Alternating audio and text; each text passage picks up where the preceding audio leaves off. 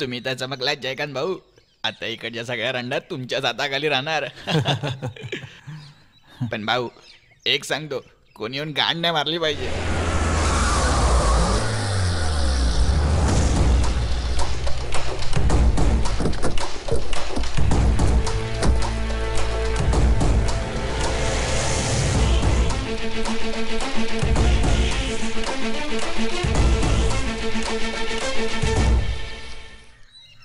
काय झालं?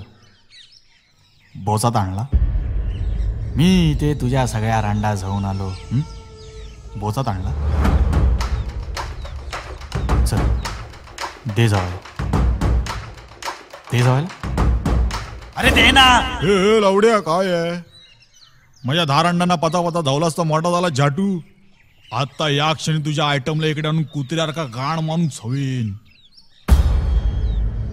कधी आली, कधी झवलो, कधी पाणी गायला तुलाही कळणार नाही. ए तुझ्या आईचा भोसडा माझ्या आयटमचं नाव घेऊ नकोस. मी बाजीराव सिंगम झावाडा आहे. मी झावाडा. भांडण आपल्यात चालू आहे तर माझ्या आयटमचं नाव घ्यायचं नाही. माझ्या एका इशाऱ्यावर ठाणा, मुंब्रा, कळवा, दिवा, नायगाव सगळ्या रांडा बस ट्रेनने इकडच्या इकडे.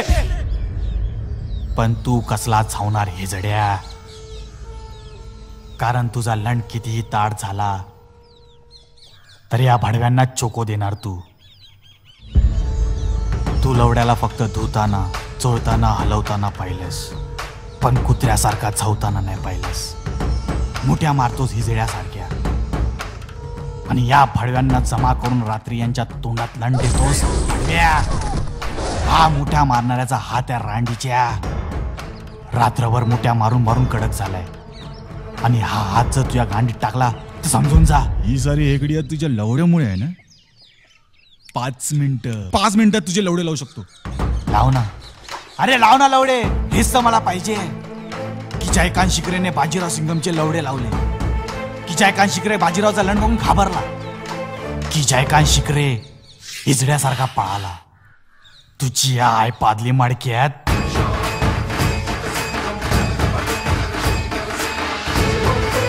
तू लवड्याखाली नेहमी 2 गोट्या पाहिल्या असशील. माझी 3री गोटी इकडे इकडे आणि जी ती खाजवेल त्याची तर मी आई जाऊन टाकेन.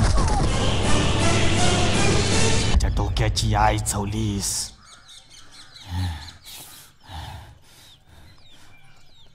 जयकांत शिकरे आली रे आली. आता तुला झवायची पाळी आली.